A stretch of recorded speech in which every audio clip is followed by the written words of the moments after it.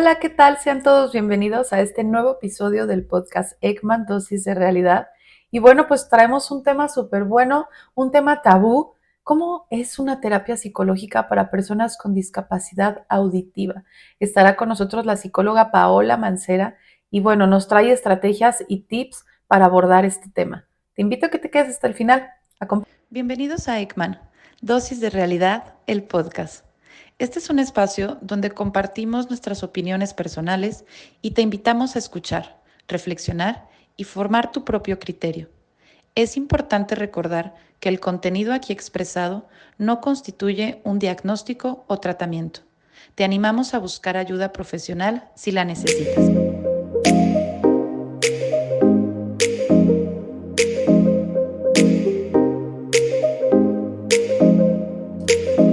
Hola, ¿qué tal? Sean todos bienvenidos a un nuevo episodio del podcast Ekman, Dosis de Realidad.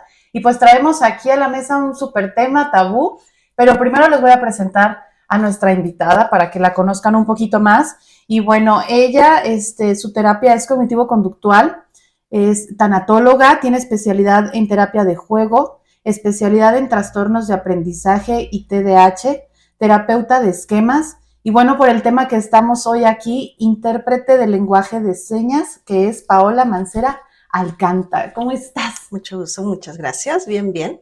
Qué bueno, me da mucho gusto tenerte por aquí.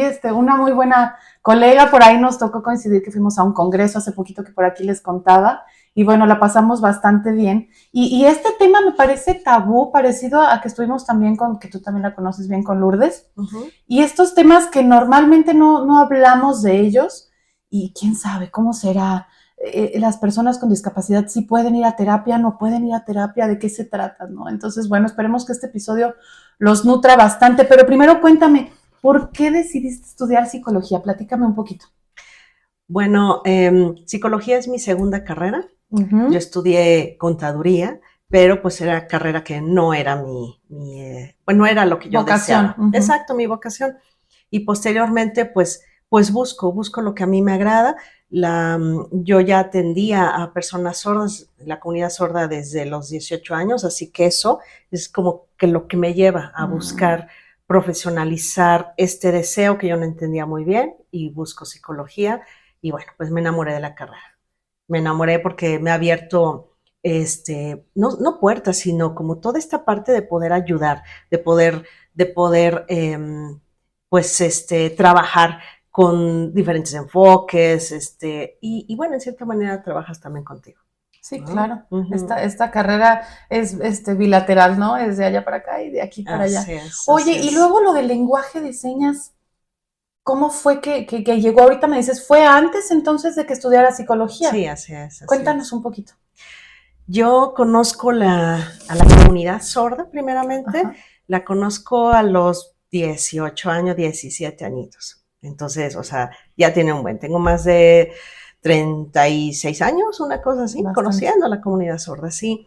Y de ahí me enamoré de esta forma como ellos se comunican, que es la lengua de señas. Es muy diferente lengua de señas al lenguaje de señas. La lengua de señas tiene estructura, tiene sintaxis como tal, es toda una estructura. Y el lenguaje, pues es la forma como nos podemos llegar a comunicar, no necesita como esa estructura, ¿no? Okay. Entonces, pues me enamoro de la comunidad sorda, me encanta el poder comunicarme de esta forma y te digo, lo conocí desde pues muy jovencita. Así que ese fue como mi peregrinar de adentrarme en la comunidad y entonces empezar a observar todas las necesidades que tenía la comunidad, ¿no? Necesidades de tener un intérprete, recuerdo yo que estaba muy chiquitita y yo les iba a interpretar a las familias. Yo vivía en la Ciudad de México. Okay. Entonces, oye, ven, interprétame una junta para mis niños, porque no sé, porque los niñitos oyentes pues interpretaban lo que les convenía. No, dice la maestra que voy muy bien.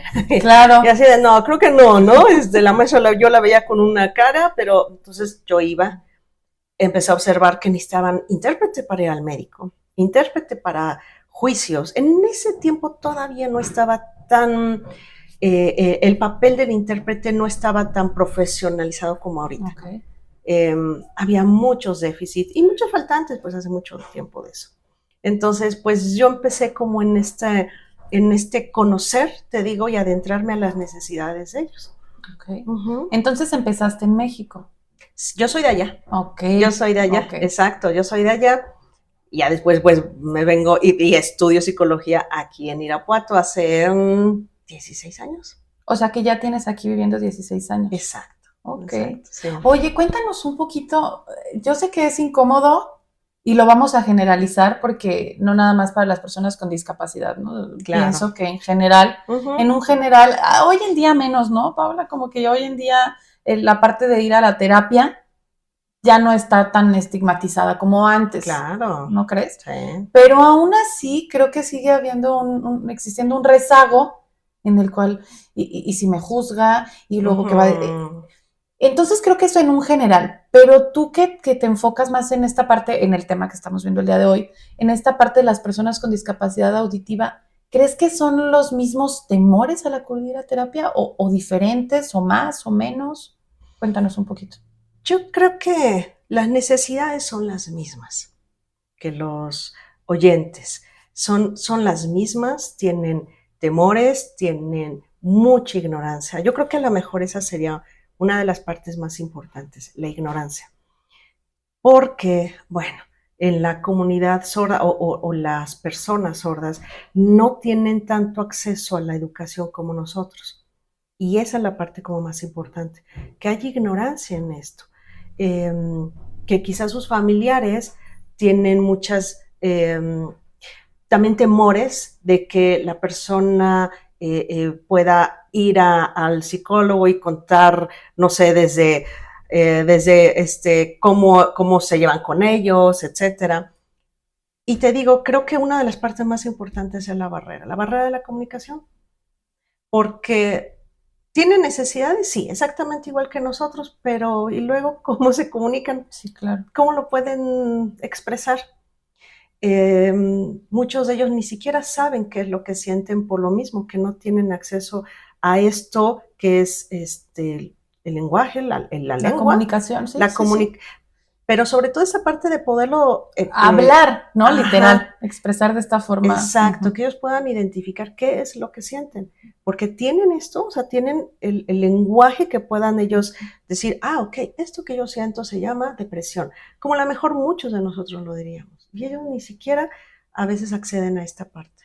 Yo creo que también viene, entonces, ahorita como lo estás mencionando, pues como de creencias, ¿no? Que también a lo mejor a nivel cultural, como ahorita mencionabas en la familia, entonces la mamá o el papá es, pues no, es que él no va a saber o ella no va a saber, o desde casa yo creo que minorizan o maximizan, dependiendo de dónde lo veamos, esta parte de la discapacidad auditiva, ¿no? Entonces crecen los niños pues, con esa ideología, con esa creencia que le inculcaron desde casa, ¿no? Por este tema cultural. ¿Actualmente consideras que está todavía muy marcado eso o ya no tanto?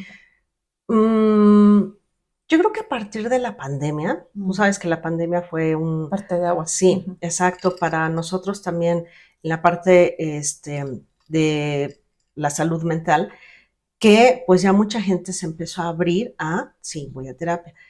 Creo que también los sordos se han abierto mucho a esto, los padres también. Digo padres porque al fin y al cabo son los que acompañan a la persona con discapacidad auditiva, ¿no? Entonces son los que empiezan a buscar hasta sus hermanos, ¿no?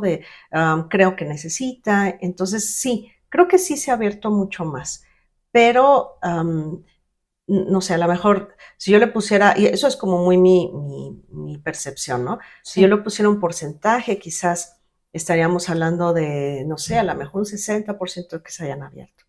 Porque todavía hay un poco de temor a que no puedan comunicarlo.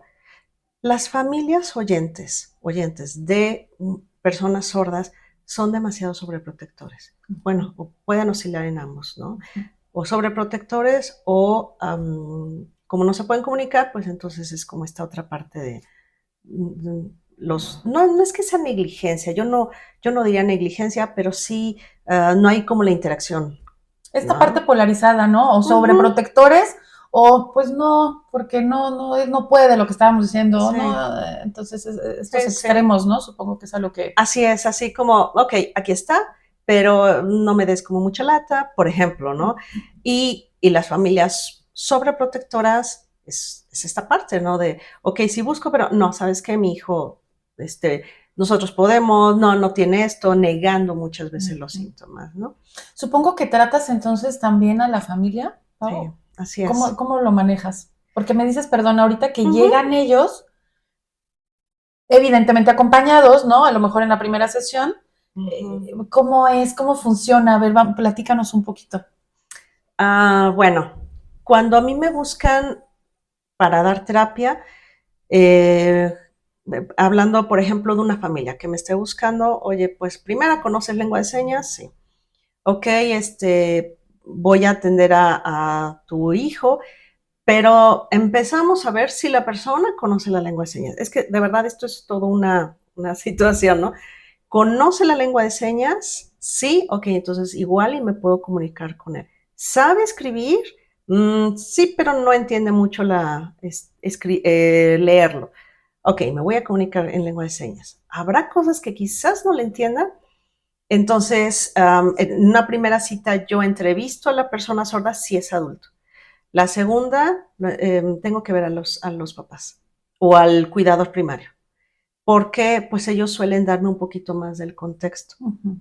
Y si yo observo que el paciente sordo puede él realmente asistir a su sesión, pues entonces trabajo con él. O sea, que realmente yo pueda trabajar con esta persona sin necesidad del apoyo de los papás. Pero la gran mayoría sí necesito trabajar también con ellos. Viven con los papás, algunos, bueno, la gran mayoría, Ujú. viven con sus papás, dependen de sus papás. Entonces, pues tú sabes que la dinámica ahí se está reforzando, ¿no? Situaciones que puedan estarse presentando, por lo tanto es necesario trabajar con los papás, a lo mejor en algunas sesiones, Sí, ¿no? claro, Es porque como, están completamente involucrados, ¿no? Entonces, sí, exacto, ujú, sí, en esa parte. Si la persona no conoce su lengua, pues tengo, por ejemplo, un paciente que está oralizado. ujú. Esta persona, desde pequeñito, pues aprende a leer labios, pero no me sabe escribir muy bien, no me sabe leer muy bien, Qué no conoce la lengua de complicado. señas, sí. Entonces, ok, me pongo yo la pantalla y ¿me estás entendiendo? Sí, y me dice otra cosa, Qué complicado y qué sí. paciencia la tuya, Paola. Digo, bueno, en general, pues esta profesión que compartimos, pues debes de generar, ¿no? Esta paciencia, Sí. fomentarla. Pero, híjole, no, yo creo que yo sí me desesperaría. O sea, y más como el ejemplo que nos estás compartiendo, que te dice que sí, pero no, te das cuenta que no. ¿Y qué haces, Paula? O sea, ¿de qué forma? Con imágenes, porque por lo que entiendo ahorita me Exacto. dices que es en línea, Ajá. este ejemplo que nos estás compartiendo. ¿Cómo lo haces si no sabe lenguaje de señas, si no hay otra forma de comunicarse escrita, ni cómo lo haces? Como dijiste, con imágenes. Yo, pues trabajo mucho con niños, así que tengo mucho material.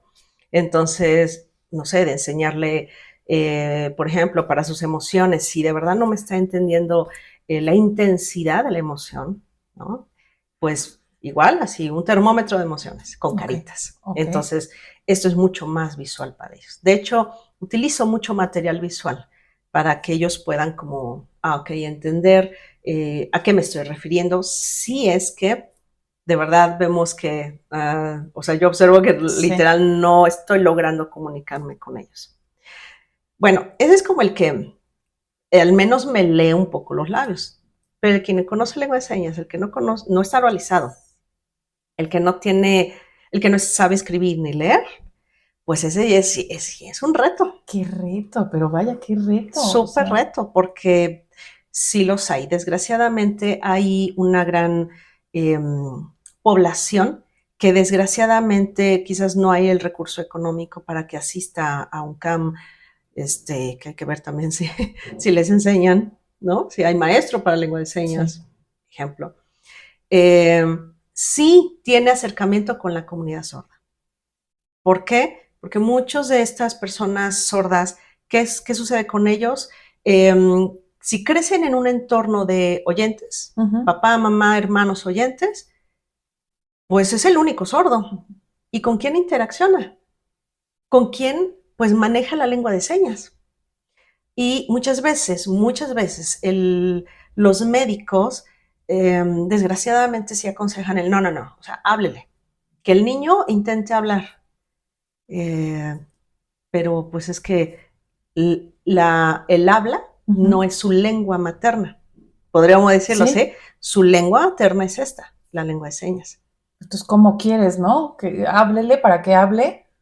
Exacto. ¡Qué frustración! Exacto, eso es lo que muchos sordos que abogan porque la lengua de señas sea realmente la lengua materna de los niños y todo esto, es lo que dicen, ¿no? O sea, es una parte muy frustrante de ir manejando sobre la vida, ¿no? El que se les imponga, el que se les quite esta parte, porque al fin y al cabo no logran, o sea, de verdad no logran comunicarse.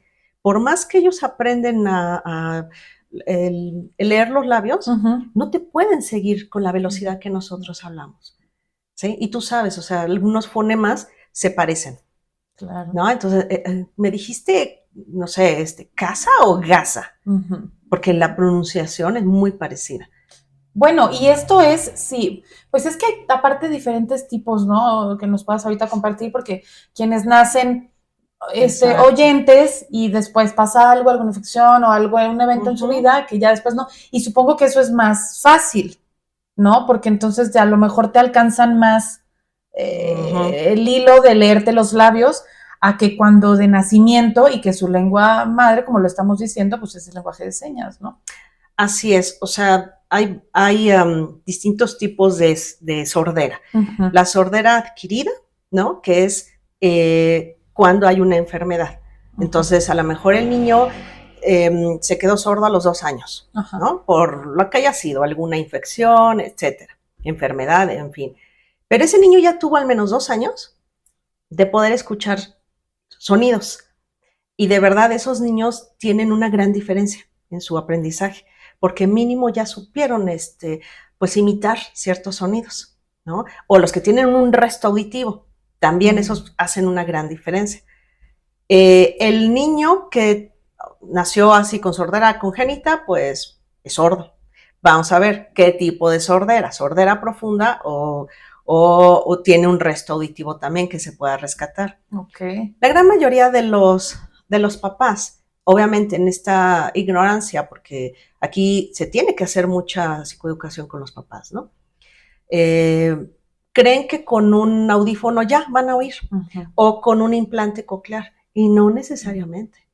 No necesariamente. Puede oír el resto auditivo quizás sea para discriminar algunos sonidos, sean muy graves o sean muy agudos, pero no quiere decir que oigan una entonación como la que tenemos, pues, o que puedan discriminar fonemas.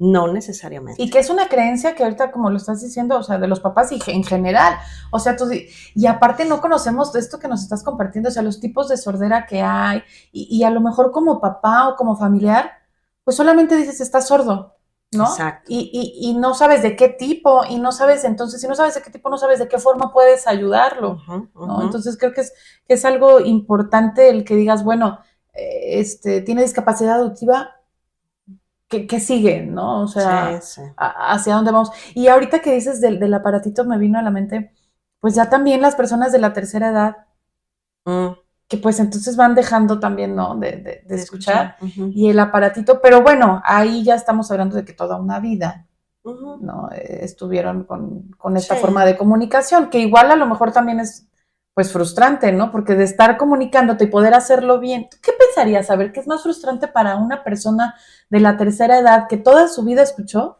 o para alguien que nació no escuchando? Bueno, es que yo creo que son diferentes porque al final, pues en la adultez o en la vejez, pues sabemos, o sea, que no nos guste es otra cosa, pero sabemos que va a haber pérdidas.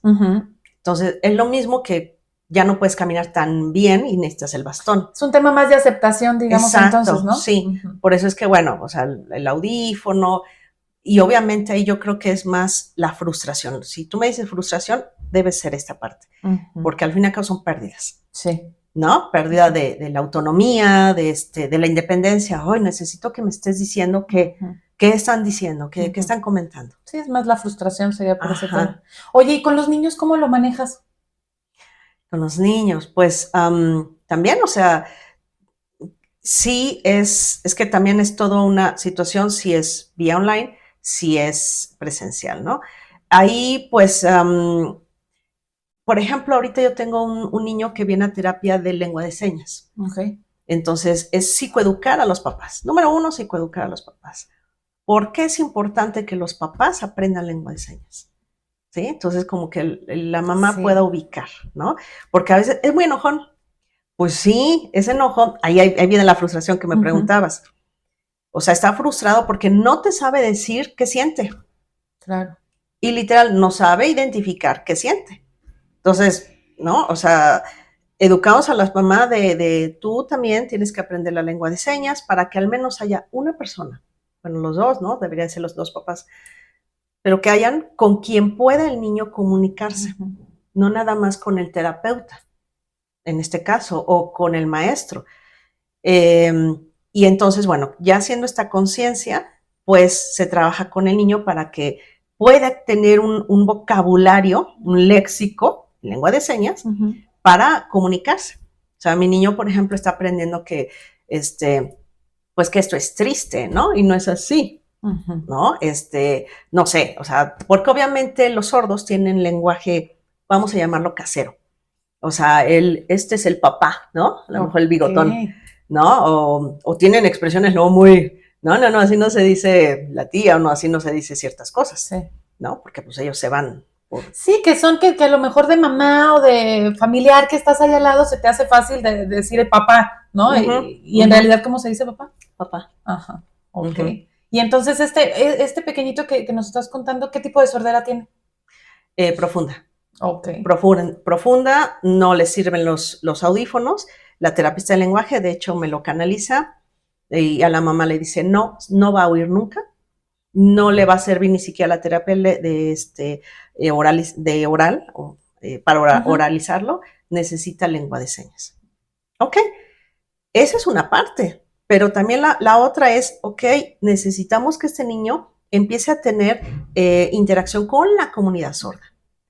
Porque si no, aquí vienen los problemas de sentirse aislado, de sentirse diferente. Y realmente lo es, ¿no? Pues sí. Sí, no podemos decir, claro que está toda esta parte de la inclusión y que me parece formidable, pero pues sí, no puedes decirle, eres idéntico a mí, porque pues no es cierto, y al final cada ser humano somos distintos, ¿no? Claro, sí. Entonces, esta parte que nos estás compartiendo, pues yo creo que sí es muy importante, porque al final es su red de apoyo, ¿no? Exacto. Entonces, si se siente solo, pues es más complicado. ¿Y dónde podemos acudir aquí en Irapuato como a estas cuestiones que nos estás compartiendo? Bueno, estábamos hablando del CAM, por ejemplo, pero... Bueno, el CAM es un centro de apoyo para los niños, obviamente. Desgraciadamente ahorita tengo idea de que no están habiendo, no tienen ahorita clases para niños sordos. Porque pues no hay maestros, y eso ya no es del CAM, eso es de la... Sí, pues ¿qué hace el CAM, no? O sea, pues, sí. pues ¿de dónde lo saco? No puedo, ajá. Sí. Entonces nos vamos más arriba. ¿Cómo está haciendo la formación de los maestros? Si hay alguien que literal pues se les esté enseñando lengua de señas. Desgraciadamente hay déficit, ¿no? O sea, no hay mucho profesional que conozca la lengua de señas. Le decía yo a la mamá que el niñito está aprendiendo lengua de señas. El profe está intentando hacer lo posible por también decirle alguna seña. Pero se las dice raro, ¿no? Entonces mi niño le dice que no, así no se dice. Y es que, y ya le hace la seña al papá, delante del maestro, delante de la mamá. Dice, no, es que así no se dice, no sé, morado, por ejemplo. Es que pues yo así lo vi en el internet. O sea, guau con el maestro, sí, porque está intentando buscar herramientas, pero pues no son las adecuadas, porque desgraciadamente nos estamos yendo más arriba, no está la formación. ¿No? Y ahí, por ejemplo, ¿qué sería adecuado? Bueno, no sé si de pronto veas tú al maestro. Aquí ahorita estamos intentando, pues sí, buscar como esta interacción con el maestro, porque lo que yo trabajo necesita él trabajarlo. Claro. Entonces, pues esto que dices tú, las redes, o sea, todos tenemos que estar muy bien conectados, ¿no? Entonces, sí hay pues el tiempo y demás, pero sí estamos como en esta parte de trabajo. Ahora, tú me preguntas, me voy a regresar un poquito a la pregunta claro. De ¿aquí en Irapuato? Me voy a quedar así. Creo que no hay ahorita como formación. Ok. Ajá, creo que hay un apoyo ahí en DIF, pero no sé más realmente. O sea, no está habiendo formación pues para maestros, pues, que es lo que queremos. Sí, te lo pregunto a ti porque tú estás pues obviamente más inmersa en este tema. Y es que bueno, pues yo tampoco no pasamos de estos dos que decimos, ¿no? Del camp, del DIF. Y bueno, vamos a irnos más allá de Irapuato. ¿Hay algún lugar que recomiendes? De Irapuato. Bueno, mira, no aquí, desgraciadamente en Guanajuato, sí hay centros en la Ciudad de México, sobre todo, en Querétaro, en fin, o sea, hay lugares donde se puede aprender la lengua de señas. Sí tiene que ser muy, que busquen que realmente la formación es con maestros sordos o intérpretes que estén certificados, o al menos formados en esta parte, ¿no? Porque desgraciadamente después pues se ven situaciones incorrectas, por sí, así claro. Decirlo, ¿no? Entonces sí se tiene que buscar esta parte. Pero te digo, pues es aquí en Bajío que yo conozca, ahorita no. Ok, es que sí está muy, muy rezagado, ¿no? Hay mucha área de oportunidad en esa parte. Mucha área. Y ahorita hablando, estamos platicando sobre los maestros. Vámonos a la parte de la parte mental y la parte médica. Terapéutica, sí, la parte psicológica, la parte médica. Sí, nada. Un sesgo, pero bárbaro. Nada, o sea, hay muy pocos psicólogos, que ya ahorita conozco algunos, pero somos muy poquitos los que damos terapia en la República Mexicana.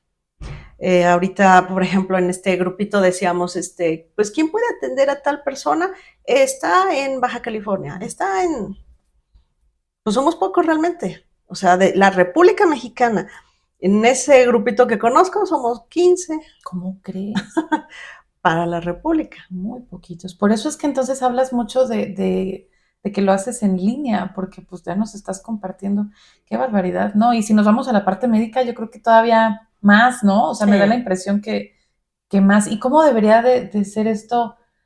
Así como la inclusión que se ha estado fomentando, pues debería de ser parte de todos, ¿no? Que desde chiquitos, en la educación precisamente, en la escuela, te enseñaran, fuera como una materia, ¿no? Sí. Y el lenguaje de señas. Sí. Y que entonces estas personas, pues no tengan que ir a buscar una red de apoyo en algún lugar en específico, porque eso que fuera como, pues un parte del todo, ¿no? Oye, yo me quedé un poquito con esta duda y con esta curiosidad. Porque, bueno, evidentemente nosotros podemos aprender lenguaje de señas de una forma muy distinta a una persona como este pequeñito que nos estás compartiendo. ¿Cómo haces? O sea, ¿haces la mímica y enseñas, digamos, vaso y enseñas la mímica? ¿Cómo lo haces? Cuéntanos un poquito. La seña tiene una configuración, ¿sale? Entonces, tiene una configuración donde se da una postura, principalmente la seña se va a apoyar de la dactilología. La dactilología, pues, es lo que nosotros conocemos como el abecedario. Entonces, el abecedario tiene una seña específica, A, B, C, D. Por ejemplo, si yo digo vaso, el vaso se va a utilizar la V, que es la seña de la dactilología, ¿no? Del alfabeto, y la configuración es así. Entonces, vaso, por ejemplo. Entonces, así es como se van asignando algunas palabras. No todo tiene seña. Okay. No todas las palabras, como pues en nuestro vocabulario, pues el español, no todo tiene desgraciadamente seña. Entonces, tienes que utilizar sinónimos. Y ahí se utiliza mucho el lenguaje corporal, no tanto mímica, sino lenguaje corporal. Si ves, yo hablo mucho con las manos, estoy acostumbradísima, claro. ¿No? Pero en la lengua de señas, o más bien cuando se utiliza la lengua de señas, utilizamos mucho la parte de la expresión facial, la expresión de tu cuerpo. Entonces, todo esto ya representa una seña, por ejemplo. Si yo estoy triste, no nada más es como la pura cara, sino viene siendo todo mi cuerpo, ¿no? Así como una tristeza. No sé, alguna otra seña que te digo, involucre el correr. Yo iba corriendo y tengo que utilizar también mi cuerpo. No, no es como tan expresivo, depende. Si en un momento dado estoy contando una historia, por ejemplo, a un niño, pues yo tengo sí que utilizar como todo mi cuerpo para llamar la atención, ¿no? Y que el niño pueda ver si yo estoy hablando muy lento, que sería como muy calmado, o estoy, no puedo hacer mucho porque voy a hacer ruido, pero enojada, por ejemplo, entonces hago un manoteo muy grande, toco mi cuerpo de una manera mucho más expresiva. Wow, estoy gritando. Sí, la intensidad que le das, ¿no? Sí. Con todo tu cuerpo para que lo comprendan de esa forma. Sí, y así expresas tus emociones, ¿no? O sea, una persona que está así literal, creo que está vociferando, está gritando el sordo, porque está utilizando señas de una manera muy rápida y te digo, la expresión es muy fuerte, ¿no? O muy grande. Ahorita que estás diciendo eso, hace poquito vi un video donde estaban discutiendo, ¿ya lo has visto? Estaba discutiendo una pareja y están y tas, así, ahorita como hiciste la expresión me vino a la mente, y tas, y pasaban y los veían o sea, pero se veían, como lo estás diciendo, o sea, utilizaban todo su cuerpo para expresar lo molestos que estaban. Terapia de pareja, ¿ves también? Sí, sí. Yo soy especialista, me enfoco en niños y también trabajo con adultos por las especialidades que tengo. Yo no atiendo a parejas oyentes, pero sí a sordos. Okay. Tengo ahorita ya una certificación de pareja porque la tomé específicamente para eso, porque no hay especialistas en parejas. Entonces, como decir, no, yo no tengo esa especialidad, ¿dónde va a encontrar? Entonces, sí atiendo parejas. No es muy fácil, como sabemos que es atender una pareja. Sí. Y menos con señas, pero bueno, o sea, sí atiendo. Pero complicadísimo, Pau. O sea, si normalmente, como lo estamos diciendo, ¿cómo lo haces? Cuéntanos alguna parte de esto, o sea, que también es parte tabú. O sea, ¿cómo? Yo me imagino yo así. Bueno, los dejo tantito, ¿no? O sea, ¿cómo lo haces? ¿Cómo lo haces? Bueno, pues ahorita he atendido parejas vía online, que también no es fácil. Tú sabes que una terapia vía online sí requiere como cierta habilidad, ciertas, pues no sé, también experimentar un poco, ¿no? Sí, claro. Ajá, entonces con ellos, pues sí es como pedirles que vamos a hacer esta seña para cuando tengamos que hablar, cuando se tengan que callar, ¿no? Porque con los sordos es muy interesante que cuando ellos hablan, tú y yo tenemos este contacto visual. Entonces, no sé, yo estoy platicando algo, pero te observo y obviamente si tú me interrumpes, pues yo lo escucho, ¿no? Pero con los sordos, cuando ellos se apasionan y empiezan no sé qué, y entonces, si yo te estoy contando una historia, yo la actúo. Es casi eso, ¿no? Okay. Entonces, y fíjate que yo lo vi y entonces estaba peleando y si hago esto, pierdo contacto, sí, ¿no? Entonces, pues ahí está difícil. Entonces es como esta parte de tan, y ya cuando me ven es como, ok, ya. Okay. Pero, no, espera. Ahora vamos a tranquilizarnos y pasa fulano, ¿no? Entonces ya es como la otra persona, ok. Yo utilizo mucho la terapia de esquemas, soy especialista en esa parte, entonces... Cuéntanos un poquito de qué se trata, de qué se basa. La terapia de esquemas está basada en algunos enfoques, terapia cognitivo, gestalt, terapia de apego. Entonces, este tipo de terapia habla mucho acerca de tu niño vulnerable, formas de conducta, modos. Nosotros hablamos mucho de modos y esquemas, patrones, para que las personas puedan empezar a identificar qué patrón es el que está surgiendo y que provoca que entonces pues haga tal conducta. Un poquito como en resumen. Con ellos utilizo mucho la terapia porque es un poco como la Gestalt, sí, utilización de sillas, muy, muy visual. Entonces, para ellos es como muy entendible de, ok, me está pasando esto, ven, levántate, vamos a hacer esto. Aunque ellos están en en línea, yo soy la que muchas veces me estoy moviendo, ¿ya viste? Y entonces persona, y el dibujo, y entonces el otro, oh, sí, tú eres ok, ahora tú, levántate. Y eso les ayuda mucho a ellos como a comprender el proceso que está dándose en la relación. La dinámica que existe, ¿no? Exacto, la terapia para que la sesión sea como muy rica y se queden con algo. Eso es como yo trabajo, yo casi con todos, pero en pareja es un poquito de esa forma. Parte. Qué bárbara, Pau, o sea, de verdad ahorita como dices, si tienes que estar aquí, acá y sacas y luego tarán, y, o sea, tienes que tener demasiadas habilidades. Pues, ¿qué te digo? Pues sí, yo creo que esa parte me ha ayudado mucho el conocerlos desde hace mucho tiempo. Yo aprendí con ellos, con la comunidad sorda, te digo, chiquita, o sea, yo de verdad sí digo que la lengua de señas fue mi segunda lengua, por así decirlo, ¿no? Yo el inglés no lo manejo muy bien, pero la lengua de señas mejor. ¿Qué tal? Sí, claro. Entonces, claro que si no lo practicas también algunas señas se te olvidan, ¿no? Pero, pues, o sea, lo aprendí muy chiquita, entonces aprendí formas de comunicación, habilidades que ellos mismos me enseñaron. Sí, claro. ¿Tenías en casa, perdón, a alguien cercano? No. ¿Y entonces qué fue lo que dijiste? De esas veces que...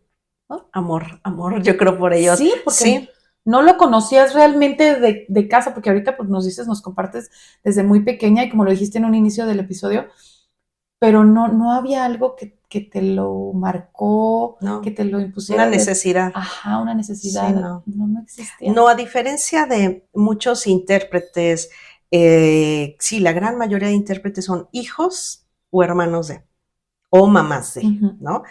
No, en mi caso no. O sea, a mí me llamó la atención y yo quise conocer esa comunidad y te digo ahí, yo creo que encontré que hay formas de comunicarse, que hay otra forma de comunicación. Yo así lo veo. Entonces, pues fue lo que a mí me llamó, pero sí, o sea, yo, por lo mismo que yo no soy hermana, ni hija, ni nada de esto, yo soy un poquito más neutral. ¿Sí? Porque obviamente, pues al estar como muy involucrado es como, oh, pero los sordos, no sé, a veces creo que caen un poquito y esto puede generar también algunas discusiones con algunos intérpretes quizás, pero bueno, yo así lo veo, ¿no?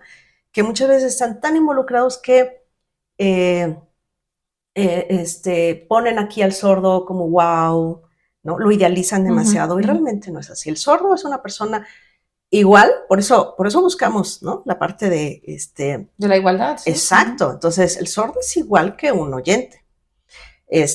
Flojo, súper trabajador, a veces ha tenido a que los demás le hagan cosas, igual que un oyente, sobreprotegido, o que caen también en esta parte de va con los oyentes, porque hay mucho sordo que discrimina al oyente, se me hace así chistoso. Suena raro, pero pues sí. Sí, hay un término que han